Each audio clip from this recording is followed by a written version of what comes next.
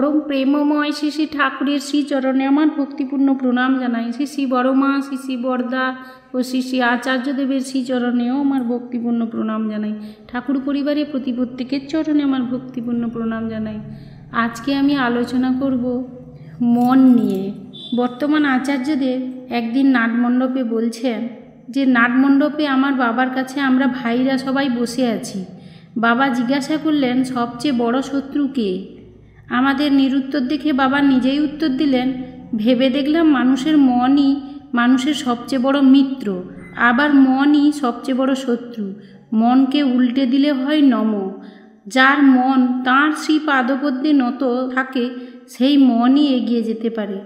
যে মন নত নয় সেই মন বিচলিত হয়, বিভ্রান্ত হয়, এলোমেলো হয়। তাঁর শ্রীচরণে মনকে নত রাখতে পারলেই মন ঠিক গতিপ্রাপ্ত হবে, ভাবমুখী থেকে কর্মে সফলতা নিয়ে আসবে। বর্তমান আচার্যদেব বললেন। পরম পূজ্যপাদ শ্রী শ্রী দাদা বলছেন, তিনি তাঁর বাবার কথা অর্থাৎ শ্রী শ্রী বরদার কথা বলছেন।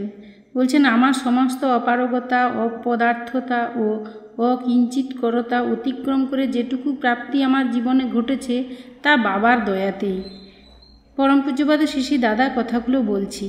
তিনি বলছেন, নিজ ক্ষমতা অনুযায়ী তাঁর সেবা করতে করতে আর তাকে দেখতে দেখতে বুঝতে বুঝতেই কতকাল কেটে গেছে, সব কি বুঝতে পারি?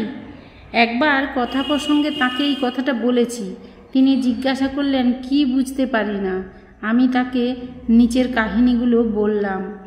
একবার সন্ধ্যায় নিরালা নিবেশে ঠাকুরের কাছে কলকাতা যাওয়ার অনুমতি চাইলে তিনি বাবাকে বলতে বললেন। বাবা খড়ের ঘরে বসে আছিলেন। আমি অনুমতি চাইলে একটু চুপ করে থেকে বললেন, আজ পূর্ণিমা, কাল যাস।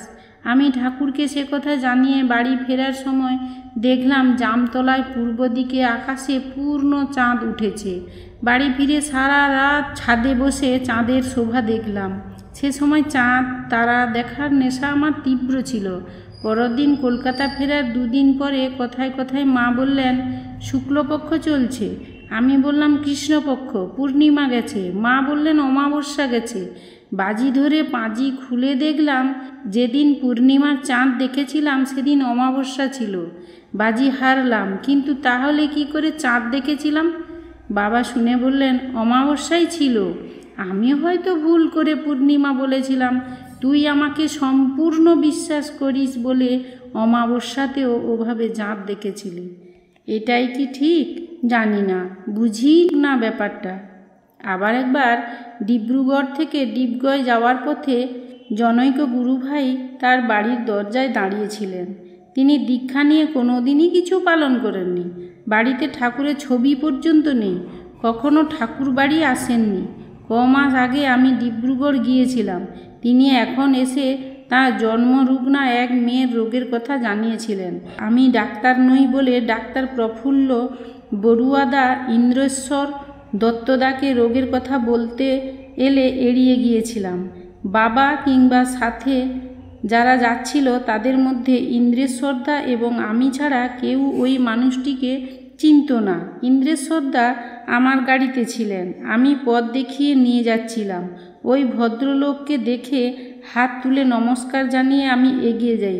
হঠাৎ বাড়ির আয়না দিয়ে দেখি সেই গুরুভাইটির বাড়ির দুয়ারে সামনে বাবার গাড়ি দাঁড়িয়ে আছে। আমি গাড়ি থামিয়ে নামলাম। পরম পূজ্যপাদ শ্রী শ্রী দাদা গল্পগুলো বলছেন। মোহনকে জিজ্ঞাসা করলাম, গাড়ি কেন থামলো? মোহন বলল, বাবা থামাতে বলেছেন। বাবা ততক্ষণে দিদির হাত ধরে নেমে ওই বাড়িতে ঢুকেছেন। বাবা যে ঘরে বসলেন। বাড়ির সবাই এলো, প্রণাম করলো, মেয়েটির কথা বলল। বাবা কি করতে হবে বলে দিলেন, আবার রওনা হলেন। পরম পূজ্যপাদ শ্রী শ্রী দাদা কথাগুলো বলেই চলেছেন। বাবা যে পথ দিয়ে যান শত শত মানুষ পথে তার জন্য দাঁড়িয়ে থাকে। তিনি গাড়ি না থামিয়ে চলে যান। ওই বাড়ি থেকে 1 কিলোমিটার এগোতেই শত শত গুরুভাই দাঁড়িয়েছিলেন। বাবা না থেমে চলে গেলেন। পরের বারের আসাম পরিক্রমায় ও পথে আবার যাওয়া হয়। সেবারও বাবা ওই বাড়ির সামনে গাড়ি থামিয়ে বাড়িতে ঢোকেন। আমি কাহিনী বলে বাবাকে বললাম, তিনি তো মানুষটাকে চিনতেনই না, বাড়িটাও নয়, ওদিকে কখনো যাননি। কাউকে দাঁড়িয়ে থাকতে দেখে এভাবে কোনখানে থামেনও না। তবে কেন থামলেন? বাবা চুপ করে থাকলেন।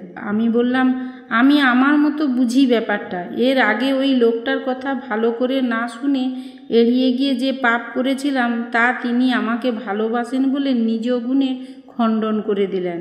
ঠাকুর আমাকে নিজে বলেছিলেন, কাউকে বাদ দিয়ে চলিস না। সেই কথা না শোনার অপরাধ থেকে আমাকে তিনি রক্ষা করলেন। 1972-73 সালে দেওঘরে তখন ভীষণ গরম। বাবা তখন সবাইকে নিয়ে কলকাতায় ছিলেন, আমি দেওঘরে ছিলাম। কথা হলো গরম কমে গেলে আমি ফিরতে বললে তখন ফিরবেন। তিনি কলকাতা থাকাকালে কটক থেকে বিকাশ ভৌমিকদা মেয়ে বিয়ের অনুমতি নিতে এসে বাবা কলকাতায় আছেন শুনে সাথে সাথে চলে গেলেন। যাওয়ার পূর্বে আমাকে জিজ্ঞাসা করলেন, বাবাকে কি বলবে? আমি বললাম, বলবেন, বাবা তাড়াতাড়ি না ফিরলে আমরাও সবাই কলকাতায় যাব। পরদিন বেলা 10টার সময় অফিস থেকে এসে একজন আমাকে বলল, বাবা আমাকে ফোনে ডাকছেন। আমি অফিসে গিয়ে ফোন ধরতেই জিজ্ঞাসা করলেন দেওঘরে ফিরবেন কি না। আমি মানা করে বললাম, ভীষণ গরম এখন, ঠান্ডা হলে খবর দেব, তখন ফেরা ভালো। বাবা বললেন, তুই যে বলেছিস আমি না গেলে চলে আসবি, বললি কেন? আমি বললাম, দেখতে ইচ্ছে করে তাই বলেছি। তিনি বললেন, এই তো তোর সামনে দাঁড়িয়ে আছি, দেখেছিস? আমি বললাম, দেখতে পাচ্ছি না। তিনি বললেন, দেখতে পাচ্ছিস না মানে? আমি তো তোকে দেখছি, টেবিলে ত্রিভঙ্গ মুরারির মতো পা ঝুলিয়ে বসে ফোন করছিস, তুই আমাকে দেখছিস না কেন? আমি বললাম, আমি তো দেখতে পাই না। বাবা বললেন, ইচ্ছে নেই তাই দেখিস না। জানি না ইচ্ছে নেই তাই দেখতে পাই না কিনা। জীবনটার বেশিরভাগই তো কেটে গেল তাকে দেখে, বুঝতে চেষ্টা করে। শেষ পর্যন্ত পরিপূর্ণভাবে দৃষ্টিমান হয়ে উঠতে পারবো কিনা সেটাও তো বাবার দয়ার উপরেই নির্ভর করে আছে। পিতৃপ্রসাদে সব কিছু পাওয়া যায়। পরম মমতায় বাবা আমাকে বড় করে তুলেছেন। ইষ্ট বিভোর আপন ব্যক্তিত্বের জাদুস্পর্শে সঞ্জীবিত করে, ইষ্টে সংযুক্ত করে তাঁরই প্রতিষ্ঠাপন্ন হয়ে চলার দিব্য সাধনায় ব্রতী করে তুলে ইষ্ট দেবতাই জীবনের পরম আরাধ্য দেবতা, এই মহামন্ত্রে আমার চেতনাকে উদ্বুদ্ধ করেছেন। আমার এর থেকে বড় প্রাপ্তি আর কি হতে পারে? ঠাকুর স্বয়ং বলেছেন, আরাধ্যদেব পিতাকে তুমি নিত্য করো নমস্কার, জ্ঞানদাতা তিনিই যেন, শিবরূপেতে তিনি তোমার। তিনি আরও বলেছেন, পিতা স্বর্গ পিতা ধর্ম, পিতাই তপের নন্দনা, পিতৃপ্রীতি চারিয়ে আনে সব দেবতার বন্দনা। পরম পূজ্যপাদ শ্রী শ্রী দাদা এই কথাগুলো বলেছিলেন। এবং বর্তমান আচার্যদেব এই মন নিয়ে যে নানা রকম আমাদের যে খেলা চলে, আর তাঁদের যে মন নিয়ে খেলা চলে, সেই মনের কথা তিনি নিজে লিখেছেন পরম পূজ্যপাদ শ্রী শ্রী দাদা। যাই হোক, গল্পগুলো আমার খুব ভালো লেগেছিল, তাই আপনাদের শোনালাম। সবাই ভালো থাকবেন, সুস্থ থাকবেন। সবাইকে আমার জয় গুরু জানিয়ে এখানেই শেষ করছি।